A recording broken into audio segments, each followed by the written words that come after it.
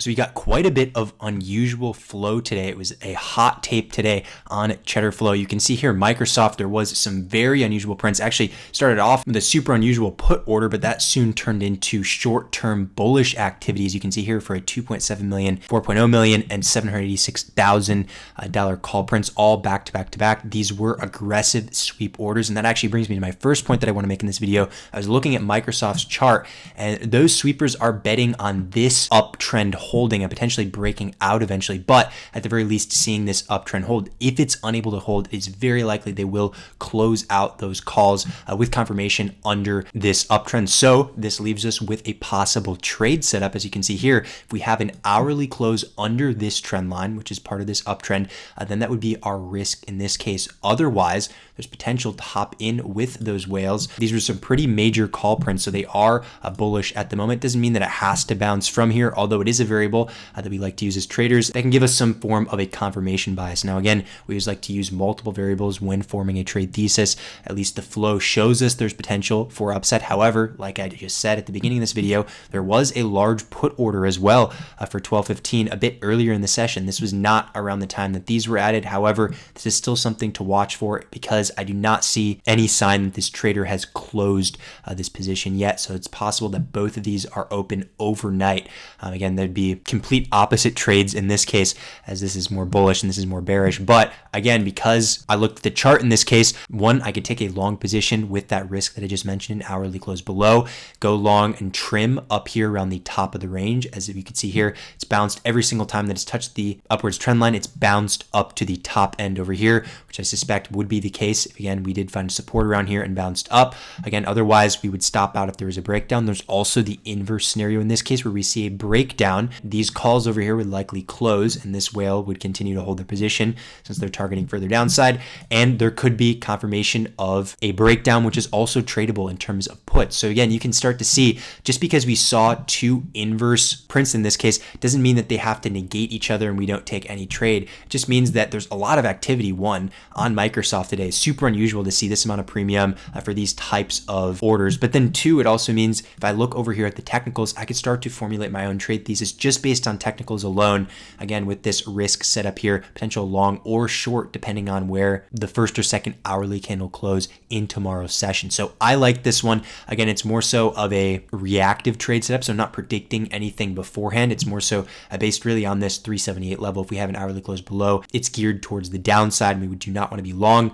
And then as long as we stay above this uptrend line, we can see further upside to retest the top again. So I like this setup just because risk-wise, the risk here is pretty mitigated, but then also it is a nice setup because it works in both directions and both directions are applicable here. So I do like this overall. And again, it's only a benefit that the flow was super active today. Now, something else with Microsoft before I go over to SPX, we saw a lot of dark pool prints after hours. Super unusual, especially for a Wednesday. This is not related to OpEx or anything. We saw a $300 million print here, 454 million, 460 million, 460 million, et cetera, et cetera. So a lot of these, and they all were after hours. So quite a bit of premium behind these dark pool prints, well over $1 billion. It was the same thing if you look over here on Apple as well.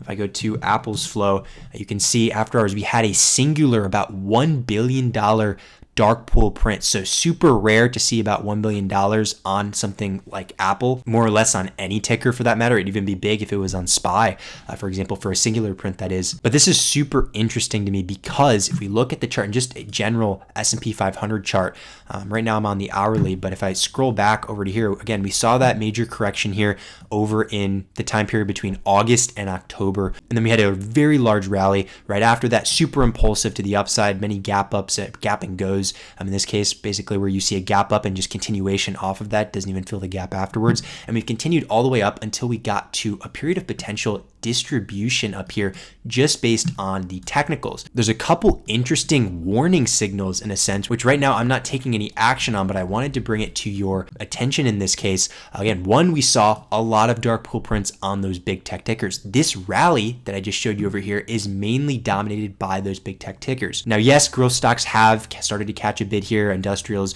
were also doing fairly well, but for the most part, those big tech, big cap names have been the major momentum provider of this rally.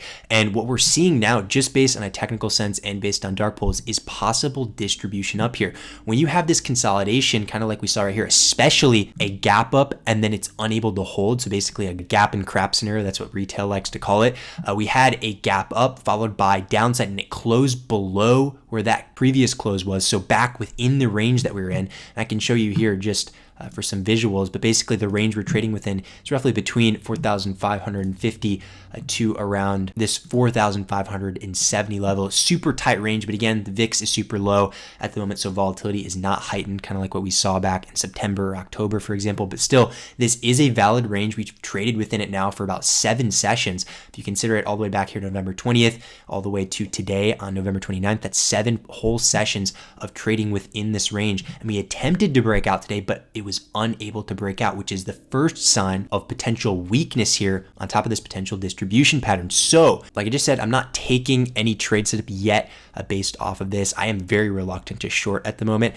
Personally, if you've been watching our videos, I don't want to swing short until February of 2024 because the trend is overwhelmingly to the upside. I've showed you guys, I'll just show you here very quickly if you're unfamiliar, but we are within a major cup and handle on both QQQ and the S&P 500. And I'll actually go to QQQ since it's a bit better suited for this, but here I already have it drawn out. We have the cup over here, multi-year cup actually, where we have that, and then the handle over here, and we had a major breakout after a fake breakdown. So it's no surprise it's been so aggressive to the upside so far.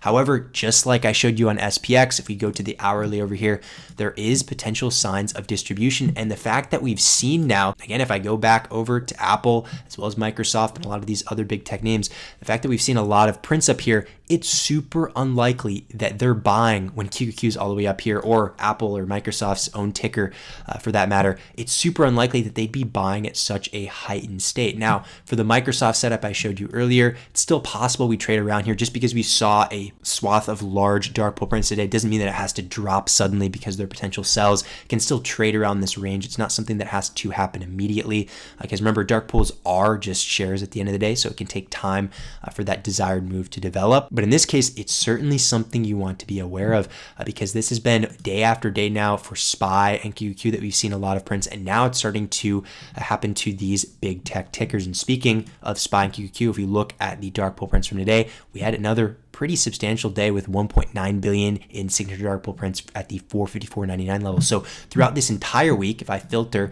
over here the last 3 days and scroll down, you can see there's starting to be a pattern up here in the mid 450s, 1.7 billion in premium, 1.9 billion, 1.5 billion, 1.7 billion, etc., etc. So quite a bit. Again, it's nothing too insane like 3 billion plus, but it's consistent day after day that we're seeing these large prints in this tight range, whether it just be on QQQ or again on the S&P 500.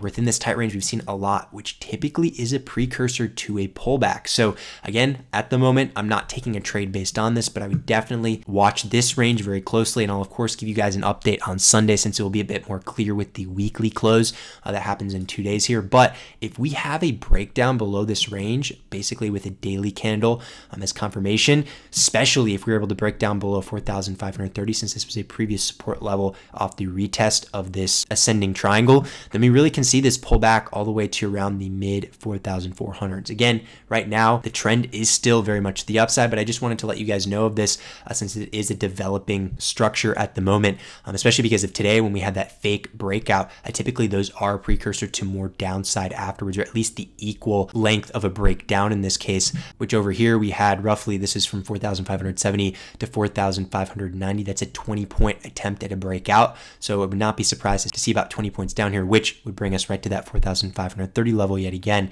So if we see that here and it breaks below that, then it's very likely we go back and see a 4,400 something handle after that, probably the high range here. I'm not expecting a major pullback, but still, when you pair distribution technicals with potential distribution just based on dark pools in terms of shares overall, whether it be SPY, QQQ, or those big cap tickers, then you can have some form of a pullback afterwards. So it is something to watch, but regardless, I am watching Microsoft Microsoft very closely right now for potential trade setup. In terms of the short term, whether that just be a couple sessions, it still can be a valid bounce setup from up here, but it is something we want to watch in terms of dark pool prints because we had a bunch around here, which could be potential distribution. And if we stay below it or have a decisive close under this uptrend, then we can really see a pullback on Microsoft and hence the rest of the market, since this is one of the larger holdings for the S&P 500 as well as QQ. But other than that, as always, appreciate you guys watching this video, and I'll see you next time on Sunday.